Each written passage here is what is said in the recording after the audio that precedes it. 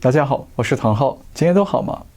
最近有没有观众跟我们反馈说他们被 YouTube 自动取消订阅了？那表示呢这个现象可能还存在着。那如果您遇到这种情况呢，欢迎留言或写信向我们反馈。那另外呢，也有中国的朋友问我们说他们在国内要怎么下载我们的节目？那现在呢，我们每一次节目播出之后，就会在节目底下发一个置顶留言，也就是第一个留言。那里面会放上一组免翻墙的链接，就是呢不用翻墙就可以看到节目的链接。那中国的朋友就可以拿这个链接在国内下载我们的节目传给更多的人看了。那今天呢，我们要跟大家聊几个重点话题：一、武汉多少人病逝，骨灰盒透露机密；二、中共对外锁国，潜藏3大战略目的；三、G20 特别峰会，习近平发言暗藏什么信号？不过呢，我们先带大家来看2个消息。我们知道湖北从3月25号恢复对外的交通，那武汉呢也号称疫情清零了，将从4月8号解封。但是我们在上一集节目里已经分析过了，武汉疫情并不像官方宣称的那么乐观，而且呢还可能会出现新一轮的高峰。像26号这一天，就有武汉民众发现医院门口戒备森严，几乎封锁。原来当地持续出现新的发热病患。那么我刚刚从门口的坐着的值班的人员获知呢，就是从早上到现在，他们就有发烧的病人送过来。所以说，到底是不是武汉现在是零新增的呢？所以在这里要请中国的朋友，特别是武汉和湖北的朋友要小心。同时呢，也欢迎大家继续提供第一手的现场消息给我们。在上一集节目里我们跟大家提到过，美国3大电视网，也就是 ABC、NBC 和 CBS， 对于这次肺炎疫情的报道几乎不敢批评中共隐匿疫情，也几乎不敢说中共不爱听的话。因为这些媒体背后的母公司都有着庞大的影视娱乐集团，都相当需要中国市场，所以呢不敢说真话，避免得罪中共。还记得吗？不记得的朋友可以去看一下这一集节目。比方说 NBC 母公司 NBC 环球集团呢，旗下有知名的环球影业以及梦工厂动画等等知名的影视公司而且 NBC 在2015年和中方签订了协议，要在北京新建北京环球影城，也就是现在的北京环球度假区。那预计在明年呢正式运营。不过现在就传出NBC 环球集团的 CEO 杰夫谢尔 Jeff Shell 确诊感染了中共病毒。那谢尔在26号呢对公司员工发了一封公开信，提到他已经确诊，那目前仍在洛杉矶治疗。那这也让我想起一个巧合我们之前跟大家分析过，这次的中共病毒似乎是针对着中共而来，同时呢也针对着与中共过从甚密的国家或者是人员。比方说意大利伊朗还有西班牙等等，所以这些国家疫情都相当的严重。那现在呢 NBC 环球的主管感染了病毒，而且 NBC 环球呢正好也跟中共密切的往来，那他们的媒体也不敢对疫情说真话。那这一切真的只是巧合吗？还是冥冥中真的有个特殊的规律，病毒真的是针对中共和亲共的人而来呢？如果你要我说的话，我相信是这样。好，接着来看今天的重点话题。重点1：武汉多少人病逝，骨灰盒透露机密。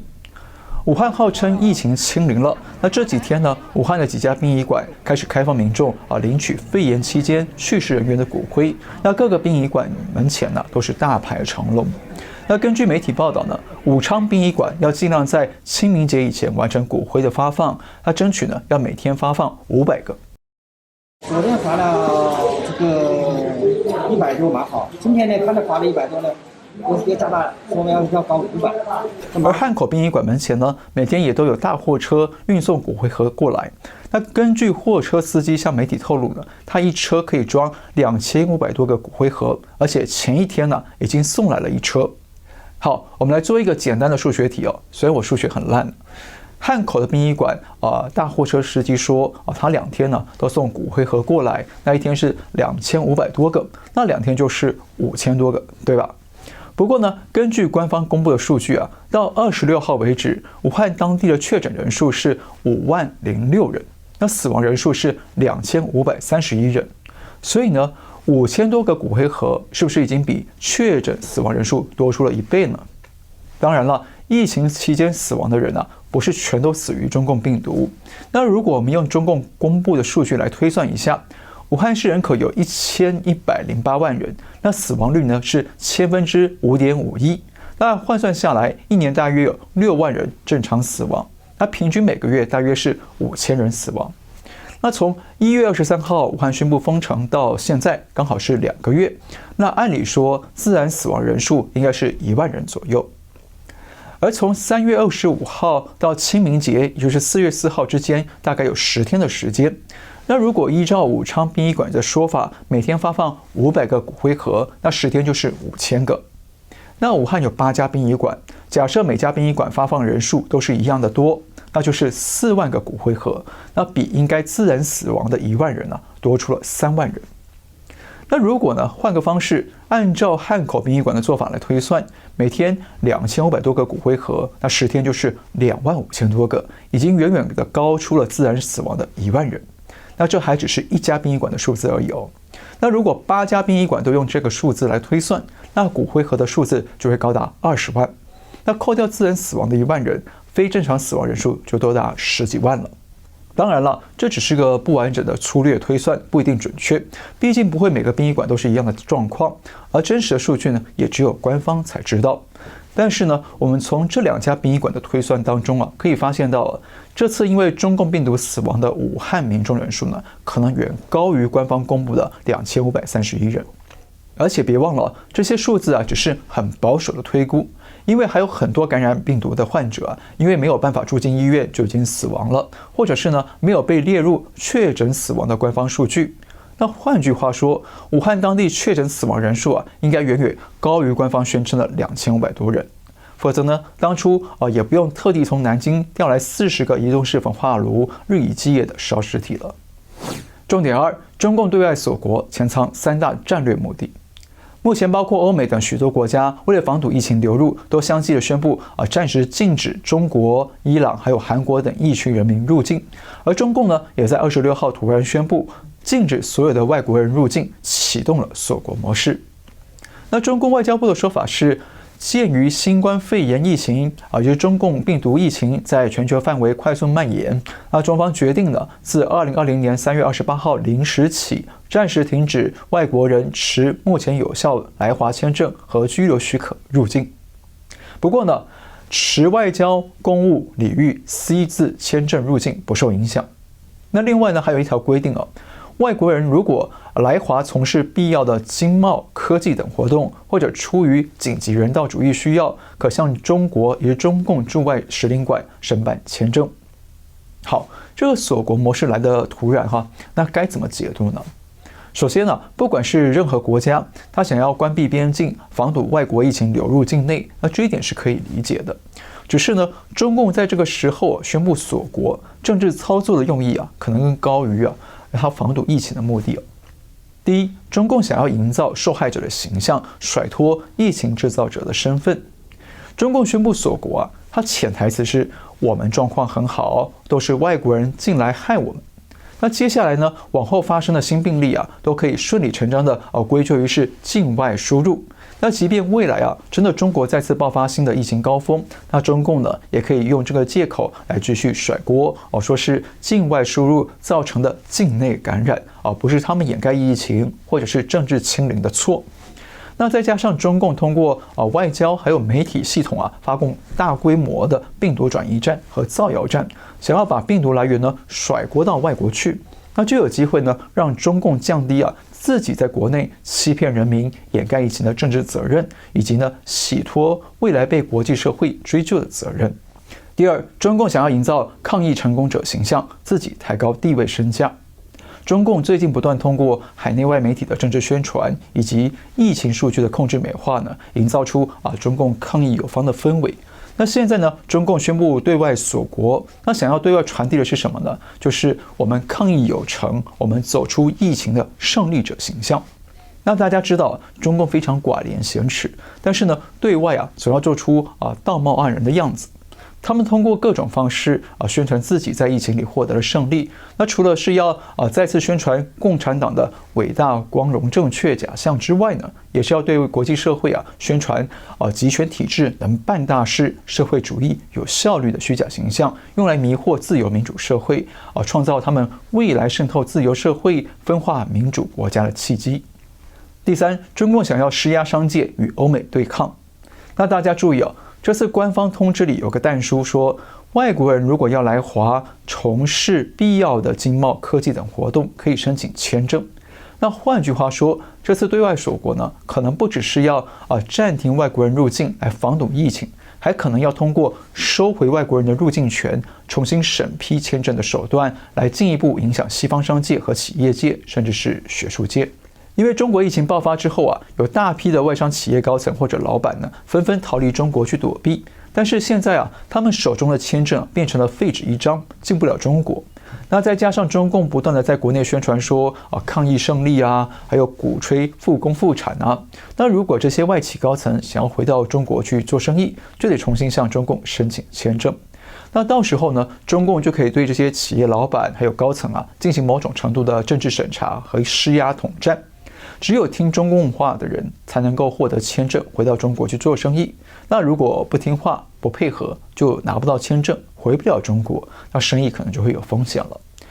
那至于中共会要这些企业高层听什么话、做什么表态或者做什么行动，这里面有很大的操作空间比方说承诺企业不撤离中国，承诺对中国提供技术合作等等，都是有可能的。毕竟这2年来中国接连遭遇了贸易战和武汉肺炎的双重攻击之后许多企业家都已经明白，中国已经不再适合长期投资。中共统治造成的社会不稳定会导致企业的风险成本过高，因此呢，纷纷的撤离资金、转移产能，离开了中国。那一旦有大量企业在疫情结束之后撤资或者是撤离呢，就会严重冲击中国的经济和就业市场，也会让中国失去技术转型的动力，那未来将会无法继续和欧美对抗。而且呢，如果就业市场崩溃的话，造成各地严重的失业潮，也会对中共政权带来严峻的威胁和挑战，这是中共最害怕的。那简单一句话，虽然中国疫情呢依然风险四伏，但中共已经走进了下一个战场，就是经济维稳。重点3 G20 特别峰会，习近平发言暗藏什么信号？就在中共宣布对外锁国这一天习近平参加了20国集团，也就是 G20 特别峰会。那习近平表面上讲了4个重点：第一，打好疫情防控全球阻击战；第二，开展国际联防联控；第三，支持国际组织发挥作用；第四，加强国际宏观经济政策协调。那前面3个重点其实讲的是同一件事。简单的说呢，就是呼吁各国联合起来对抗疫情，但是呢，要听世界卫生组织的协调和指挥。那习近平还说中方支持世卫组织发挥领导作用。那大家都看到了，这次世卫组织总干事谭德赛呢，几乎成了中共的守门犬和化妆师，不但一直为中共淡化疫情歌功颂德，还提供国际社会错误的资讯，导致疫情在全球大流行。那谭德赛也因此招来了超过50万人联署，要求他下台负责。既然世卫干得这么糟为什么中共还要力挺世卫呢？因为中共就是希望世卫可以控制指挥世界各国，那中共再来指挥世卫，那等于是在全球健康医疗政策上取得了霸权地位，所以北京领导人才会公开写信给谭德赛，对他表示高度赞赏。那换句话说，我认为中共想通过这次疫情发动一场全球性的病毒统战，假世卫之名来扩大对全球政府的介入和支配，达成中共所谓的人类命运共同体。那用白话来讲，就是人类的命运都得听他的。那这一点很关键了，他提醒我们一件事：中共不论在任何情况底下，都时时刻刻惦念着权力和斗争，这就是共产党的本质所在。他不在乎国内人民的死伤多少，不在乎国际人民的死伤多少，他念兹在兹的是如何运用当前的局势，也就是势，如何运用当前之势来斗争敌人、削弱敌人，从而扩张自己的权力，达成独霸全球的目的。那我们再来看北京领导人讲的第4点，加强国际宏观经济政策协调。我认为这一点才是中共的重心正好呼应了刚刚说的，中共踏上了经济维稳的战场。北京领导人说呼吁20国领袖减免关税、取消壁垒、畅通贸易，这些字词是不是很眼熟呢？是不是川普发动贸易战对中共做出的要求呢？那现在很诡异，一个不减免关税、不取消壁垒、贸易也不畅通的共产政权，跳出来高喊自由贸易的口号，要假扮自由贸易的领头羊，这是什么意思呢？其实很可能是中共在向美国传递信息，想要美国呢再重新修改今年初签订的美中贸易协议，想要修改或者是取消某些条款。那说穿了，中共想趁着病毒在世界各地肆虐的势，趁美国内部疫情紧张的势，来向美国喊价杀价，趁火打劫，等于是想利用这场病毒战来报复之前落败的贸易战。那从中共这次宣布对外锁国，以及在 G20 峰会上的发言，我们都可以看见了，中共接下来的维稳主战场就是经济。而且呢，中共利用疫情局势来进行宣传和政治斗争的举措，也让人充分看见了中共是如何系统的将病毒武器化，作为对外政治斗争的筹码。那虽然目前我们还没有足够的证据证明病毒是中共人工合成的，但是病毒已经在中共手里成为统战全球的黑暗武器。好，今天就先聊到这里。如果你喜欢我们的节目，请记得订阅、留言、按赞，跟你的亲朋好友分享。那订阅我们的频道之后，请记得打开旁边的小铃铛，当我们新的节目出来，你才会收到通知。我们下次再见。